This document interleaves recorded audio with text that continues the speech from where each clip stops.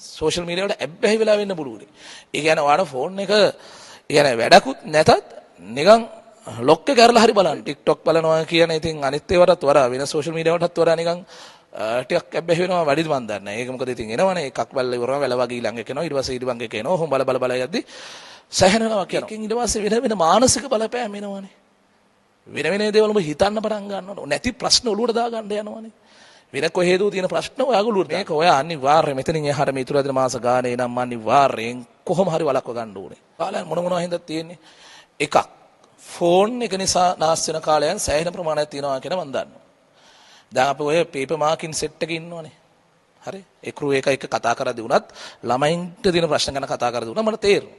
හරි මේක නම් ඉතින් ලොකු ප්‍රශ්නයක් නේ. හරි ෆෝන් එක සහ සෝෂල් මීඩියා එක වැය වෙන කාලයන් කියන එක. හරි. දැන් සමහරවිට ඔයා ඇබ්බැහි වෙලා වෙන්න පුළුවන් ෆෝන් එකට. සෝෂල් මීඩියා වලට ඇබ්බැහි වෙලා වෙන්න පුළුවන්. ඒ කියන්නේ ඔයාලා ෆෝන් එක කියන්නේ වැඩකුත් නැතත් නිකන් ලොක් එක කරලා හරි බලන්න ඕන. නිකන් හරි ෆෝන් එක නිකන් බලන්න ඕනේ මොකද වෙලා තියෙන්නේ කියලා වගේ. හරි සෝෂල් මීඩියා වල බලන්න ඔයා නිකන් TikTok බලන්න. හරි TikTok බලනවා කියන ඉතින් අනිත් ඒවාටත් වඩා වෙන සෝෂල් මීඩියා වලටත් වඩා නිකන් ටිකක් ඇබ්බැහි වෙනවා වැඩිද මන් දන්නේ. ඒක මොකද ඉතින් එනවනේ එකක් බැලලා ඉවරම වැල වගේ ළඟ එකනවා ඊට පස්සේ ඊට එක එනවා. ඔහොම බල බල බල යද්දි සැහැනෙනවා කියනවා. මේක ඔයා අනිවාර්යයෙන් මෙතනින් එහාට මේ ඉතුරු මාස ගානේ නම් අනිවාර්යයෙන් කොහොම හරි වළක්ව ගන්න ඕනේ. හරි සමහරවකට බින්දුවම කරගන්න බැරි වුණාමයි කියලා කියමුකෝ. නමුත් සැහැන අවමයකට කඩු කරගන්න වෙනවා. පුළුවන් නම් යමෙන් පුළුවන් තරම් ඉවත් වෙලා ඉන්න බලන්න. සමහරට අනිත් එක දැන් ඔයයි සෝෂල් මීඩියා එකේ ඉන්න ගියාම ඒක Facebook වෙන්න පුළුවනේ. හරි වෙන මොකක් හරි එකක් වෙන්න පුළුවනේ. ඊළඟට වැඩේ වෙන්නේ ඒක සඳහා අපි තුමා එක දිගට වීඩියෝ බල බල ඉන්නවා පැය භාගයක් පැයක් දෙකක් විතර තිස්සේ බල බල ඉන්නවා විතරකුත් නෙවෙයිනේ.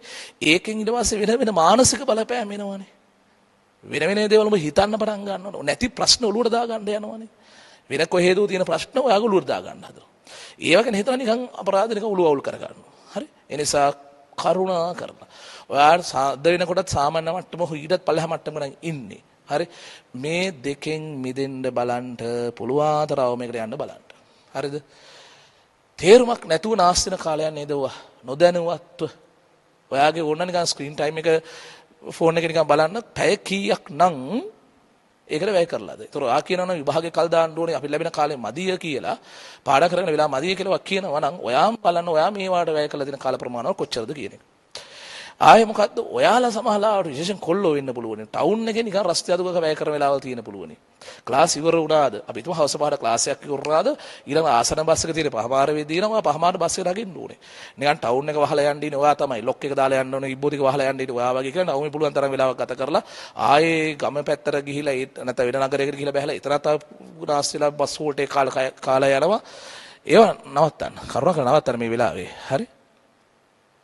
දැන් අපේ වෙලාවට අපේ කාලේ නම් ඉතින් ඒලෝ කරද්දී අපිට ෆෝන් තිබුණෙත් නැහැ සෝෂල් මීඩියා තිබුණෙත් නැති නිසා ඒ සඳහා වෙන කාලයක් නම් කියලා ඒවා තිබුණේ නැහැ 0 වගේ නේද එතකොට නම් ටවුන් වල වැය වෙන වෙලාවල් පොඩි වෙලාවල් තිබුණේ ඒවත් ඉතින් ඇත්තටම නොගෙනිය හැකි තරමේ වෙලාවල් තමයි වුණේ විශේෂ අවසාන කාලේ වෙනකොට ඉතින් එහෙම නැහැ හරි ටිකක් හරි අපේ කාලේ ওই නාස්ති වුණ කාලයක් කියලා තිබුණා කියලා හිතුණා නම් පසු කාලේ මට හිතුනේ ඔය සෙල්ලම් කරන්න යන වෙලාව ක්‍රිකට් ගහන්න යන වෙලාව තමයි හැබැයි ඉතින් ඒක සෞඛ්‍යයත් හොඳයි මානසිකවත් හොඳක් වෙච්ච නිසා ඉතින් මම අදත් ඒ ගැන ලොකු පසුතැවීමක් නැහැ.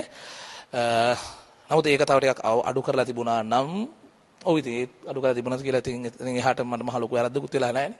හරි. ඊළඟට මේ ලව් එකක් කියන එක. ඒ ලව් එකට ඉතින් මේ ෆෝන් එකත් ඊට පස්සේ ඈදෙනවා නම් තමයි ඉතින් මේ ලව් කියන කේස් එක. හරි. ලව් සඳහා වැය වෙන වෙලාව. ඔබ chat කරන්නම කොච්චරලා යනවද? අර උදේට නිකන් good morning සුදු අම්මී සුදු තාත්තේ වගේ මෙසේජ් එක විතරයි නම් good night පාඩම් කරා මෙච්චරක් ඒ වගේ ඉවර වෙනවා නම් කමකුත් නැහැ. ලව් එකේ හින්දා chat කරන්න නිකන් වැය කරන වෙලාව ඊට පස්සේ ක්ලාස් ඉවරලා එහෙම යන්න වැය කරන වෙලාව ඊට පස්සේ ක්ලාස් කට් කරද්ද නාස්ති වෙන වෙලාව ඒ ඔක්කොම කල්පනා කරපන්කෝ කොච්චර හානියක් ඔයාලට වෙනවද කියන එක. හරි ලව් මේ එපාම කියනම නෙවෙයි. හරි ඒ කියන්නේ ලව් කියන ඒවා කොයි වෙලේ හරි ඕනේ නේද? හරි. කොයි වෙලේ හරි. නමුත් මේ වෙලාවේ විශේෂයෙන් නිකන් හිතමුකෝ දෙන්න සහයෝගය දීගෙන මේ අධ්‍යයන වැඩ කරන සඳහා සහයෝගය දීගෙන වැඩ කර දෙන්නෙක් වුණොත් නම් හරි එහෙම දෙන්නෙක් වුණොත් නම් පොඩක් හොදක් වෙන්න ඉඩ තියෙනවා. එක්කෙනෙක් අනේක උනන්දු කරගෙන වැඩ කරවලා එක්කෙනෙක් මහන්සි වගේ වැඩ අතහරින්න උත්සාහ කරනවා වගේ හිතන වෙලාවටවත් එයාව මොටිවේට් කරලා අරගෙන කරන කපල් එකක් වගේ නම් ටිකක් හරි කමන්නේ. එහෙම නෙවෙයි. ඔය වයස්වල දැන් සමහරලාට ඔය හැම ළමයිම දැන් ඉස්සර වගේ නෙවෙයි. ඉස්සර ඇත්තටම සතිපතා ක්ලාස් වල කවුරු හරි ළමයි ටිකක් ඉඳලා කතා කරලා එහෙම යනවා. දැන් මං හිතන්නේ මායි ළමයි අතර වයස් පරතරය ටික ටික ඉන්න වැඩි වෙන එකට එහෙම කතා කරලා පෞද්ගලික ප්‍රශ්න එහෙම කියනවා. එහෙම ටිකක් ඉස්සර තරම නෑ අඩුයි ඉතින්. හරිද? දැන් හැබැයි නමුත් ඒත් අපිට පොඩි පොඩි එනවානේ. ඔයගොල්ලෝ ගැන යම් අවබෝධයක් අපිට තියෙනවානේ. දැන් ඔය තියෙන ලව් ගොඩක් ඒවා සිරා ලව්ද කියලා අපිට කල්පනා කරපන්කෝ. සිරා ලව්ද? දැන් හිතන් ඉන්නවද සිරා ලව් කියලා? ඔය හිතන අයත් ඉස්සරහට ඔක බඳින්න වෙන්නේ නැහැ ගොඩක් වෙලාවට. හරි? එහෙම දැනගෙන තමයි සමහරු නම් අපි බඳින්නත් නෙවෙයි තමයි ලව් කරන්න කියලා.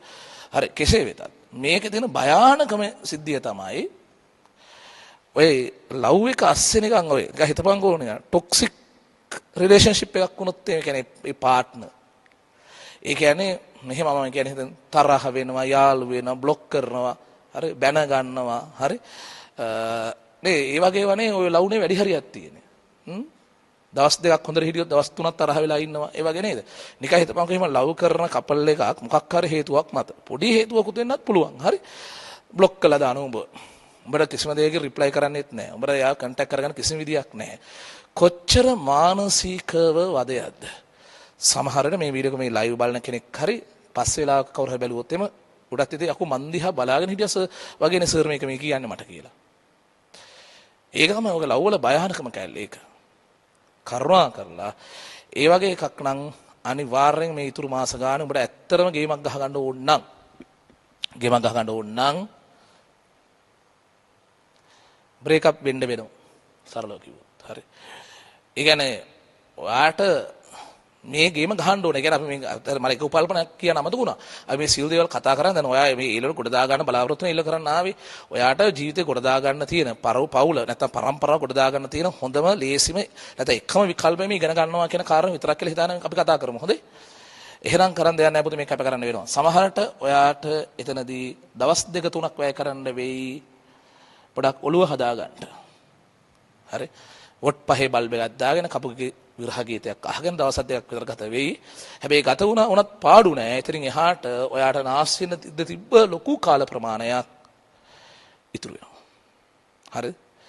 මානසික සුවයක්. ඒ කියන්නේ අර වගේ දෙයක් වුණාම නිකන් හිතන්නකෝ අර බ්ලොක් කළා වාට මෙසේජ් එකක් දාන්නේ යවා ගන්න විදියක් නැහැ, කන්ටැක්ට් කරගන්න විදියක් නැතුවම කොයි තරම් එක වේදනාවක්ද නේද? ඈ?